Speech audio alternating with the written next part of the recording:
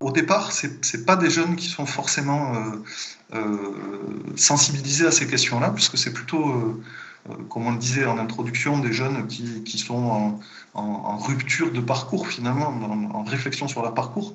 Donc on va avoir des jeunes qui sont déscolarisés, en échec scolaire, qui sont en situation de handicap, qui sont en prise avec la justice.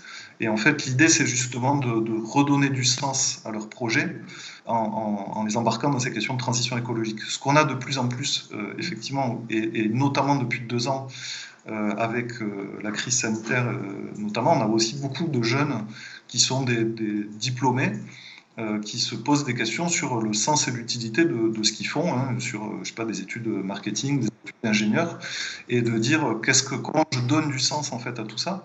Et les métiers de la transition redonnent en fait l'objectif un peu initial, c'est de redonner du sens et redonner une place importante aux métiers manuels. On dit d'ailleurs, enfin, dans les petites phrases, on dit les métiers de demain seront des métiers de demain. On l'a vu et on le voit avec la crise sanitaire où on avait besoin en fait de travailler sur la relocalisation et la remise en avant de ces métiers-là.